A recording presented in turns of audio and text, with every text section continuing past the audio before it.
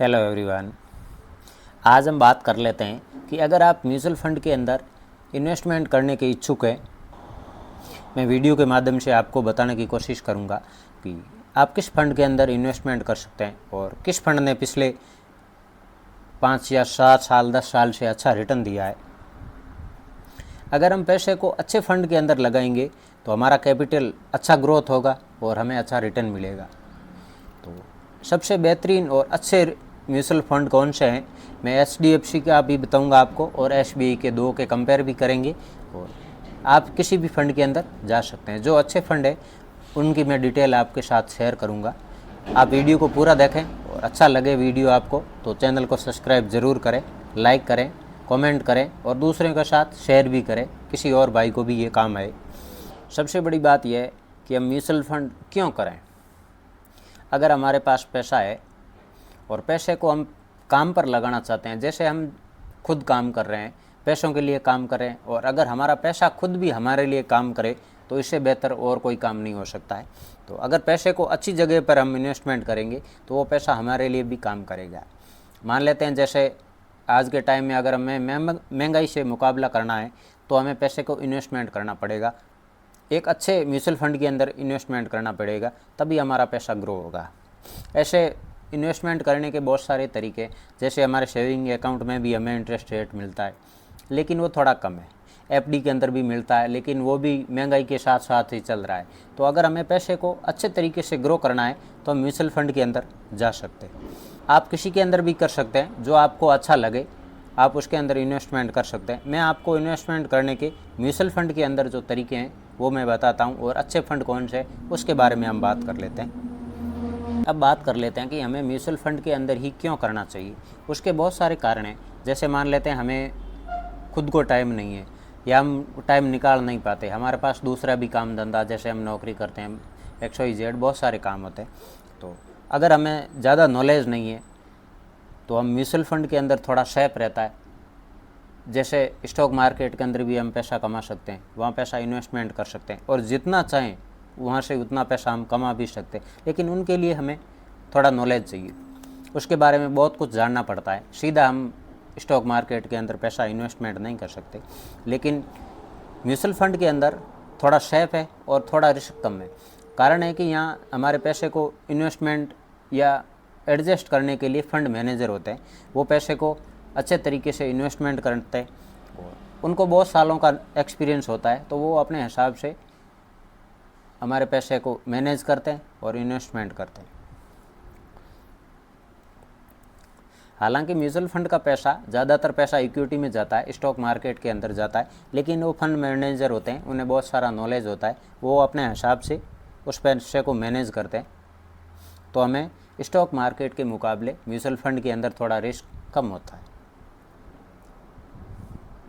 अभी हम ये देख लेते हैं कि हमें कौन सा म्यूचुअल फंड सेलेक्ट करना चाहिए। हम SBI और HDFC, दो बड़ी AMC है, हमारे देश की बेहतरीन और अच्छी AMC है। तो दोनों के अंदर अच्छे अच्छे कौन से फंड है, 3 से 4 फंड हम दोनों के अंदर देखेंगे और उसके अंदर से आप किसी भी फंड को सिलेक्ट कर सकते हैं और इन्वेस्टमेंट अपना शुरू कर सकते हैं। तो अभी हम बात कर लेते हैं सबसे पहले SBI के म्यूचुअल फंड के बारे में। कुछ म्यूचुअल फंड है जिसके बारे में हम बात करेंगे, मैं आपको बताने की कोशिश करूँगा। ये आप नाम देख सकते हैं, SBI large and mid cap fund. तो इस फंड का पिछले 5 साल का ये रिकॉर्ड है, ये रिटर्न है, आप देख सकते हैं। पिछले 5 साल के अंदर इसने लगातार 24% से ऊपर का रिटर्न दिया है और इस फंड का नाम आप देख सकते हैं SBI large and mid cap fund. और इस फंड की साइज़ भी आप देख सकते हैं, 21,270 करोड़ रुपए लोगों के इसके अंदर लगे हुए हैं। अच्छा फंड है और बड़ा फंड है, इसके अंदर आप इन्वेस्टमेंट कर सकते हैं अगर आप चाहें तो। दूसरा फंड हम ले लेते हैं, ये SBI टेक्नोलॉजी फंड। इसने भी पिछले 5 साल के अंदर 22% से ऊपर का रिटर्न दिया है। इसके अलावा हम SBI ब्लू चिप फंड को देख सकते हैं, तो इसके अंदर भी लोगों के आप देख सकते हैं लगभग 44,800 करोड़ रुपए लगे हुए हैं और इस फंड ने भी लगातार पिछले 5 साल से ज़्यादा के अंदर लगभग 19% से ज़्यादा का रिटर्न दिया है। आगे आप देख सकते हैं SBI फ्लेक्सी कैप फंड। इस फंड ने भी 19% से ज़्यादा का रिटर्न दिया है पिछले 5 साल के अंदर और इस फंड का साइज़ भी आप देख सकते हैं, ये 20,283 करोड़ का फंड है। तो बहुत सारे लोगों ने इसके अंदर भी पैसे लगाए हुए हैं और आप चाहो तो इस फंड को सिलेक्ट कर सकते हैं, इसके अंदर आप अपना पैसा इन्वेस्टमेंट कर सकते हैं। इसके बाद हम ले लेते हैं SBI स्मॉल कैप फंड। तो ये SBI का स्मॉल कैप फंड है। इस फंड ने भी पिछले 5 साल के अंदर लगभग 30% से ज़्यादा का रिटर्न दिया। ये आप यहाँ शायद देख सकते हैं, ये 5 साल के अंदर इसने, ये 5 साल और 5 साल के अंदर लगभग इसने 30% से ज़्यादा का रिटर्न दिया है। इस फंड का साइज़ भी 24,000 करोड़ रुपए से 25,000 करोड़ से भी ज़्यादा का फंड का साइज़ है। इसके अलावा हम ले लेते हैं SBI magnum mid cap fund. इस फंड ने भी लगभग 29% से ज़्यादा का रिटर्न दिया है और 16,800 करोड़ फंड का साइज़ है। SBI long term equity fund, इस फंड के अंदर भी आप ये देख सकते हैं कि लगभग 21,900 करोड़ रुपए का ये फंड है और इसने भी 30% से ज़्यादा का रिटर्न दिया है पिछले 5 साल के अंदर। तो ये थे कुछ SBI के फ़ंड और इनके अंदर अगर आपको जो फ़ंड अच्छा लगे आप उस फंड को सिलेक्ट कर सकते हैं। अब कुछ लोग ये बोलते हैं कि ये 5 साल का ये रिटर्न है, हो सकता है आने वाले टाइम के अंदर कम भी दे। हाँ, ये कोई ज़रूरी नहीं है कि ये जो पिछला अभी रिकॉर्ड जो चल रहा है इसे कम भी दे सकते हैं, इससे ज़्यादा भी दे सकते हैं। थोड़ा बहुत रिस्क ज़रूर रहेगा। ये कारण है कि इसका पैसा भी मार्केट के अंदर जाता है, इक्विटी मार्केट के अंदर जाता है और वहाँ पैसा स्टॉक मार्केट के अंदर लगता है। तो ये जो आज चल रहा है इससे कम भी हो सकता है और ज़्यादा भी हो सकता है। अगर हम डर कर रुकेंगे कि हम नहीं इसके अंदर कर सकते तो वो आपकी इच्छा है। इन लोगों ने पिछले 5 साल के अंदर पैसा इन्वेस्टमेंट किया है तो इनका आप ये रिटर्न भी देख सकते हैं कि उन लोगों ने 30% रिटर्न लिया है। 30%, 29%, 28% जो भी इसके अंदर दिखाया है, 19% भी दिया किसी ने के अंदर, और कई फंड है उन्होंने 5-7% भी दिया। वो फंड हमें खुद को सिलेक्ट करने पड़ेंगे। जिन लोगों ने पिछले 10-15 साल पहले भी इन्वेस्टमेंट किया है उन्हें ये रिटर्न मिला है तो आगे भी हम उम्मीद रख सकते हैं कि ये फंड अच्छा रिटर्न दे सकते हैं। अभी हम बात कर लेते हैं कि HDFC म्यूचुअल फंड। तो HDFC के कुछ फंड है, उन्होंने कितना रिटर्न दिया है तो इसके बारे में हम जान लेते हैं। ये है हमारे HDFC म्यूचुअल फंड के अंदर कुछ फंड सेलेक्ट किया मैंने, तो आप इसके अंदर भी पैसा लगा सकते हैं। ये HDFC बैलेंस फंड आप देख सकते हैं और इस फंड की साइज़ देख सकते हैं आप, 79,875 करोड़ रुपये इस फंड के अंदर लगे हुए और पिछले 3 साल का इसका रिटर्न दिखा रही है 25% से ज़्यादा। Number 2, HDFC mid cap fund.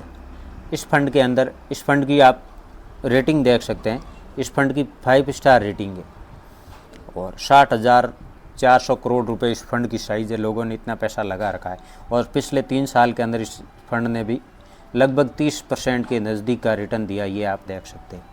इसके अंदर और भी बहुत सारे फंड है, जैसे HDFC फ्लेक्सी कैप फंड, इसने 4 स्टार रेटिंग है इसकी।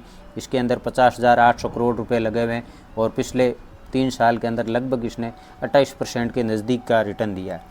तो और भी बहुत सारे फंड है, HDFC top 100 fund, 4 star rating है, 32,000 करोड़ से ज़्यादा का पैसा लगा है और 22% से ज़्यादा का रिटर्न दिया है इसके अंदर। ऐसे HDFC स्मॉल कैप फंड, तो इसका भी 27,500 करोड़ का फंड का साइज़ है और 32% से ज़्यादा का रिटर्न दिया है इसने।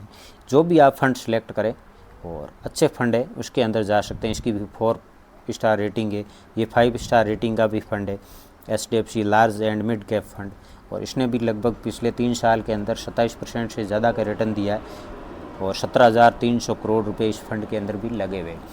तो आप किसी भी फंड को सिलेक्ट कर सकते हैं। ये वीडियो जो मैंने बनाया है ये एक उदाहरण मात्र के लिए, आपको समझाने के लिए। आप किसी भी फंड के अंदर इन्वेस्टमेंट करने से पहले अपने फाइनेंशियल एडवाइज़र से सलाह ज़रूर लें और उनके कहे के मुताबिक आप इन्वेस्टमेंट करें। अगर वीडियो आपको अच्छा लगा हो तो लाइक करें, चैनल को सब्सक्राइब करें। फिर मिलते हैं हम नए वीडियो में एक नए टॉपिक के साथ। तब तक के लिए जय हिंद, जय Bharat. Thank you for watching.